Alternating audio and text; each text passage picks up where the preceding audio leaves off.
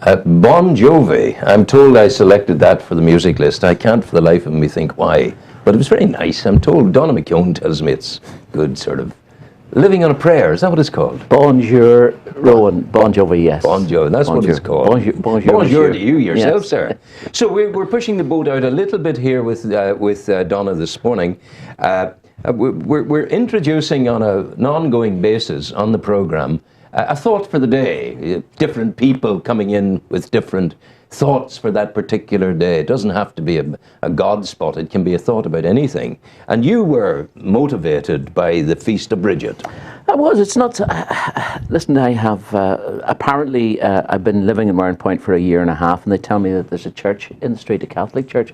I didn't actually know that. Well, I did. Yeah. I don't go. So that's basically what I'm saying. I'm not a practicing of any of that particular faith, but I do have have the faith of there's something greater than ourselves. And that's where Bridget took you. But Bridget, I just happened to be going down that direction. I should have called into Fahart, where she apparently was raised and lived for years. Well, I've never been. Hold the thought. We'll run the piece now that you've done, and then when it's finished, you and I will shoot the breeze about Bridget. I'll just give it its title because I don't think it's included in it. It's just Hope.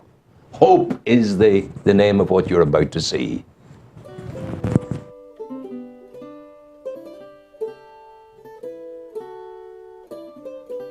It's just a couple of days since the celebration of St. Bridget's Day here in Ireland. The 1st of February is largely accepted as the day of her death way back in the early 6th century. There are just as many of us who would question her very existence, suggesting that she was merely another example of what's described as becoming syncretized into the Christian story. In other words, a pagan belief in a certain God became the template for an imaginary Christian saint, and enticed the two religions to believe as one. Whichever story you choose to believe, St. Bridget's left quite a legacy. She was said to have been born and lived in North Louth in the small community of Fahart, just north of Dundalk, perhaps born into slavery. Her father was said to be a pagan chief, her mother a Christian slave. As Bridget grew into adulthood, the story goes she would deeply embrace the faith of her mother. Before too long, she was establishing convents and the like across North Leinster. Her most famous creation was in Kildare. It was on a mission to find land that Bridget's legend and sainthood gathered pace and wider attention. Originally, the local chieftain of the locality denied Bridget's calls to provide land for the building of the monastery. The chosen spot was both fertile and close to a sustainable forest and the necessary river. Bridget persevered and bargained with the chieftain to allow her to have whatever land the cloak she was wearing would cover. Believing the cloak to be extremely small, the chieftain immediately granted what seemed a small request. When Bridget removed that cloak, she requested 4 of her friends to help her unfurl the garment. By some miracle, the cloth stretched and stretched to cover almost 12 acres of land. She received her prize and the immediate conversion of the chieftain, who had just witnessed what could only be described as a miracle. Other miracles are attributed to Bridget as well, and she remains one of the most important saints on this island. Each year, thousands, largely school children, will gather rushes from the countryside, hoping to recreate the unique shape of interwoven strands that make up the St. Bridget's cross. That's the same cross that, until recently, was the icon for the Republic's national broadcaster, RTE. St. Bridget's Day has also been regarded, though often hard to contemplate in cold, harsh, wintry conditions of late, as the first day of spring. A time for the merest hint of growth, beginning again in the fields of Ireland. A time for new life, for cattle and sheep. In some small way, the birth of hope again, with the days slowly stretching, encouraging the end of hibernation, not alone for the animal and plant kingdom, also for the human spirit and psyche. For many, we can all easily slip into dark days and times, and not just in physical terms. Some, myself included, have succumbed to the dark days of depression, where absence of joy and the ability to motivate ourselves has disappeared. It's a place where hope is buried, never mind a glint on the emerging horizon. So how do we help restore a sense of hope? How do we return to days when just to be is a joy itself? There aren't any simple answers, no simple methods. If there were, I'd gladly share them with all humanity. Though there are many ways to make it through, to break those chains of depression and anxiety that seem to hold so many for ransom. For me, the first steps may have come from without, to break the separation I had found myself in. They could have been a simple word, a simple smile, the gentlest encouragement from another human being. Words like, I'm with you, I care about you, and perhaps the simplest of all, how are you? Followed with a real listening ear. In these simple actions we impart, sometimes unknowingly, a principle of hope that somewhere, somehow, someone outside ourselves really cares and wants to help us through, offering hope where perhaps none existed before. Every street is dark and folding out mysteriously. Well, that's the chance we take to be always working, reaching out for a hand that we can't see. Everybody's got to hold on, hope. It's the last thing that's holding me.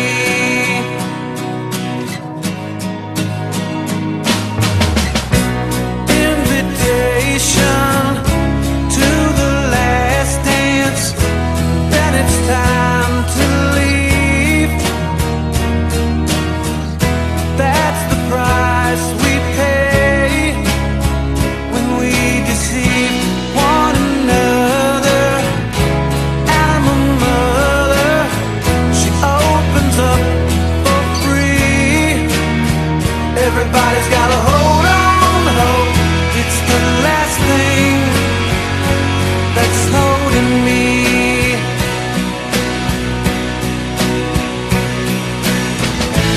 Look at the talk box in new frustration. At the station, there hides the cowboy.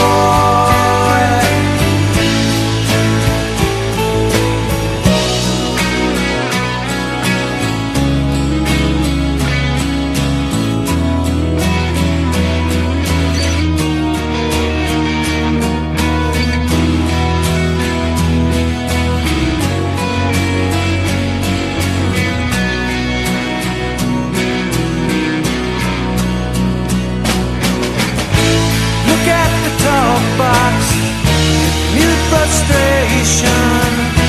At the station, there hides the cowboy.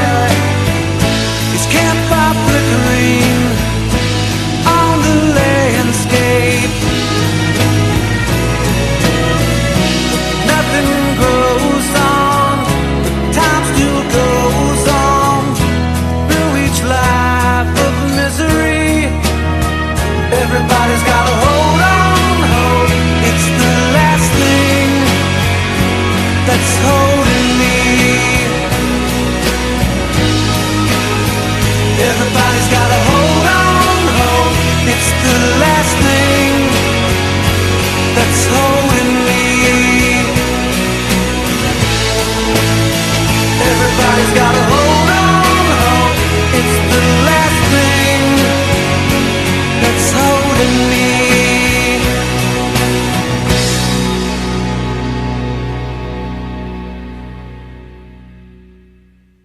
Wow, well done, sir. Thank That you. was a beautiful, beautiful piece of television. Thank you very, very much indeed. Donagh McKeown is with me, and he has inaugurated, if you like, our series of thoughts for the day.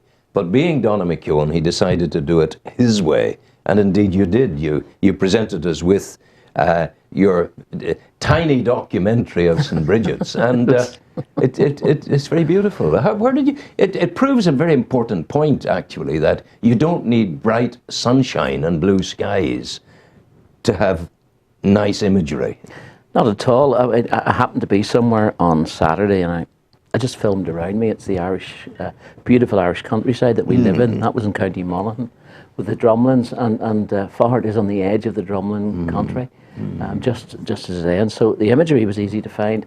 The information was easy to find. Some of it's there that I know already in other sources. And some of it, of course, is vastly personal to you, because you alluded to a time when you had lost hope. Absolutely, where none existed whatsoever, and many people can be in that on a daily basis, sometimes in the longer term. I think it's important to include a certain amount of where I've been in a message like that, to give it more credence. But you see, it's a waste of experience if you don't so do. Yeah. There's a treasure chest of information there that can help others. Like, things came to me there, the importance of what someone says to you, how are you? And that they want to hear how you are. They're listening. Yeah. So that's fundamental to the crusade for good mental well-being in our community. Absolutely. That people should start to listen. Absolutely. It's a learned experience too. I don't do it all the time. I'm no saint, Bridget or Donagh or otherwise. I'm a human being at the end of the day, but if I can just remember when I've forgotten, if that makes sense. Yes, yeah, in a kind of a way, I understand that. But the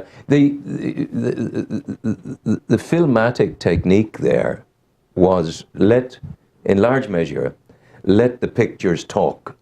But they weren't talk. The pictures were the vehicle for carrying your script and your voice. It wasn't about the primacy of Donagh McKeown. It was the primacy of beautiful images with a carefully sculpted script, and the script applied magnificently to the images. That's a wonderful technique of documentary making. Oh, thank you. That's the way it should be. Thank you, and let's hope that I can build on that to get some more documentary stuff out there. It's what I want to do. Yeah. On the very subject that we're talking about, hope, mental well-being, that sort of thing. In fact, I have to go visit a friend of yours today who's willingly taking part in an ongoing documentary that I'll be making. Who is this? Linda Bryans. Oh, Linda. Give Linda my very fondest regards. I certainly will. I'm going to have to vacate this seat very shortly because I'm going to be late for her. No, we don't want that. We'll get you out of here momentarily. But I think it would be remiss of me to let you get out of here without offering you once again our sincere thanks for what you did there, and lovely piece on St. Bridget's. Well, thank you, and thank you for the opportunity to do that, to get a message out there. Not everybody's asked what they think. Yeah. You did exactly what I suggested in the piece. You were listening to me over a number of months, and you asked, and how are you, and would you like to? So you put into principle what I've been suggesting. Well, it's an interesting enough thing. I had an experience on Saturday, and you'll relate to this. I met a man on Saturday, and he said to me, I haven't seen you in a long time. But he had never seen me before. But he assumed, because of the circumstances of where I was, that I would have been there 2 years ago. He said, I just got out on Friday. I said, sorry, what do you mean? He says, 2 years in the joy. And then he said to me, and on Monday, today, I'm back in the court. I'm back in the system on Monday. I'm going to go down. That was his words. Those were his words. I'm going to go down for between 6 and 10. So here's a man, young man, tall, thin young man, all kinds of problems, facing 6 to 10 in the joy as a consequence of his appearance in court today. And what can one say? I said, well, look, what time are you in court? He said, 2 o'clock. I said, well, at 2 o'clock, I'll be saying a prayer for you, and 1 or 2 of the people I know will say a prayer for you as well. I invite you to the 2 o'clock prayer wherever you are. Oh, thank you. It's just when you mentioned that he's actually going back into the joy. That's not the joy that I was talking about. No. And hopefully that he has some joy within there. I've never been in that situation, but I know depression can be like being in a prison. So, I rather think by his demeanour on Saturday that he'll be well fit to hack it, as they say. People kind of do that in those situations. I think they do. It's learned experience again, but I think it's continuing and not able to break the cycle where you feel that that's where you want to go back to. It's safer, and you're in that situation all the time. It's a controlled environment, and I think there's a fear of people coming out of that. And how do we break that cycle for them? You're in that business yourself. Absolutely. Break cycles. Change Change thinking. Get it going. Go well. Take care. Thank you. And love to Linda. Take care. All the best. Some music, sir. Thank you.